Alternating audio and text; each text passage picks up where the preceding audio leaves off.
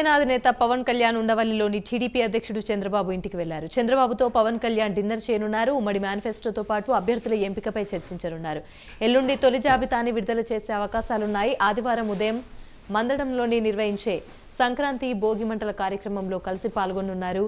ప్రభుత్వ ప్రజా వ్యతిరేక జీవోలను పత్రాలను భోగిమంటలు వేసి దహనం చేయనున్నారు.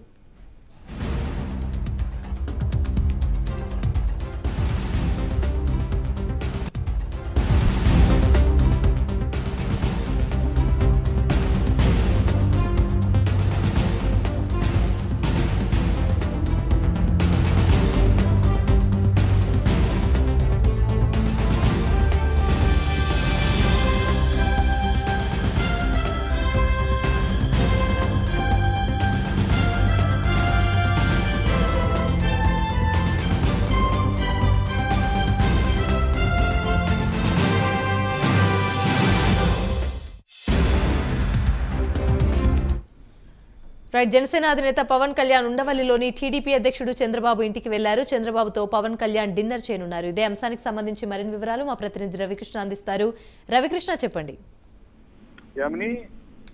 ప్రెజెంట్ చంద్రబాబు ఇంటికి పవన్ కళ్యాణ్ వెళ్ళడం జరిగింది. చంద్రబాబు ఆయన్ని సాధారణంగా ఆహ్వానించారు. ఇద్దరు కలిసి మరి కొద్దిసేపట్లో డిన్నర్ చేసేటువంటి పరిస్థితి వస్తుంది. డిన్నర్ కి సంబంధించి ముఖ్యంగా కూడా ఈ ఏంటంటే ఒక సహృద్భావ వాతావరణంలో జరిగేటువంటి కార్యక్రమం. ఈ కార్యక్రమంలో ఏంటంటే రెండు పార్టీలకు సంబంధించి అటు జనసేన ఇటు ఈ టీడీపీ పార్టీ రెండు పార్టీలకు సంబంధించి మిత్రపక్షంగా కొనసాగుతున్నటువంటి నేపథ్యంలో రాష్ట్రంలో ఉన్నటువంటి సమస్యలను అదేవిధంగా రాష్ట్రంలో ఉన్న ప్రజలు పడుతున్న ఇబ్బందులు ఏవైతే ఉన్నాయో వాటి అన్నింటినీ కూడా అదేవిధంగా వాళ్ళకి మనం ఏ విధంగా పరిష్కరించగలం, ప్రజలకి సమస్యలు ఏ విధంగా కూడా వాళ్ళని దూరం చేయగలనే అంశాలన్నిటి మీద కూడా కూలంకషంగా కూడా చర్చించుకునే అవకాశం అయితే ఉంది. అదే విధంగా కూడా ఉమ్మడి ఎజెండాకి సంబంధించిన అంశాలు ఏవైతే ఉన్నాయో వాటిల్లో ఏదైనా పరస్పర విభేదం ఉన్నటువంటి ఏమన్నా ఉన్నట్లయితే వాటిని కూడా సార్ట్అవుట్ చేసుకునే పరిస్థితి అయితే ఉంటుంది. ఈ నేపథ్యంలోనే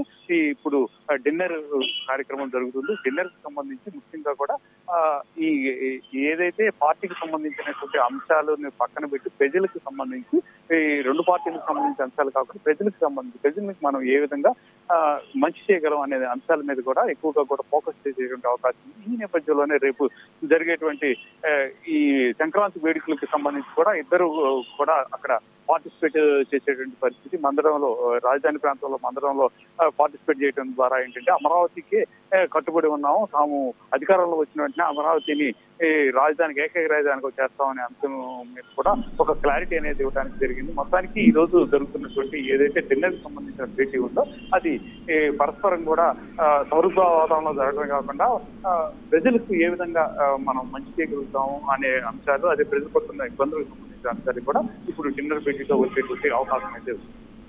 రైట్, థ్యాంక్ యూ రవికృష్ణ.